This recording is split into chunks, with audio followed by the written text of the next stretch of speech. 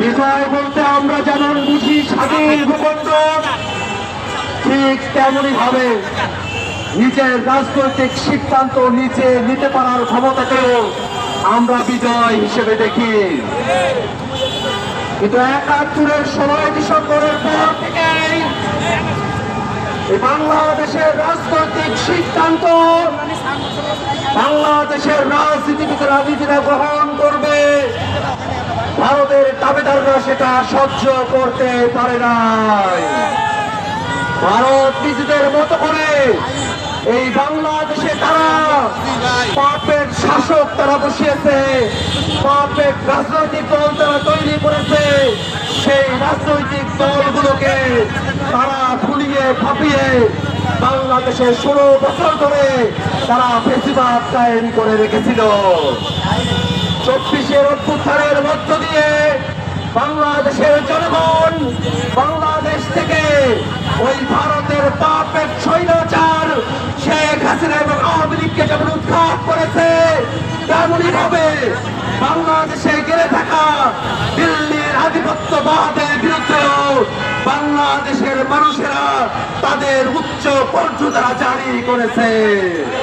এই বাংলাদেশকে আর দিল্লির আধিপত্যবাদের মধ্যে দিয়ে বাংলাদেশের সম্ভাবনাকে নষ্ট করার আমরা কোন রূপ সুযোগ দেব না। অত্যন্ত দুঃখের বিষয়, আজকে ১৬ ডিসেম্বরকে নরেন্দ্র মোদী ভারতের বিজয় দিবস হিসেবে উল্লেখ করেছে। বাংলাদেশের স্বাধীনতা, বাংলাদেশের বিজয় দিবসকে, বাংলাদেশের জনযুদ্ধকে, বাংলাদেশের মানুষের সংগ্রামকে ভারতের বিজয় হিসেবে দেখানোর মধ্য দিয়ে নরেন্দ্র মোদী দৃশ্যত ইতিহাস বিকৃতি করেছে।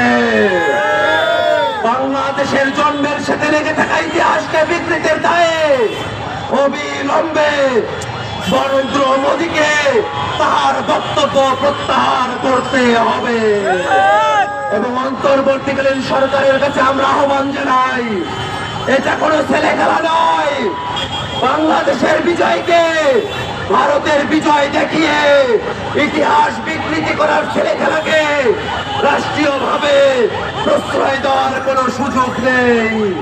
অবিলম্বে অন্তর্বর্তীকালীন সরকারকে রাষ্ট্রীয়ভাবে দায়িত্ব নিয়ে মোদীর এই ইতিহাস বিকৃতির বিরুদ্ধে বিবৃতি জারি করতে হবে। ভাইরা আমার, সামনে নির্বাচন অনুষ্ঠিত হবে।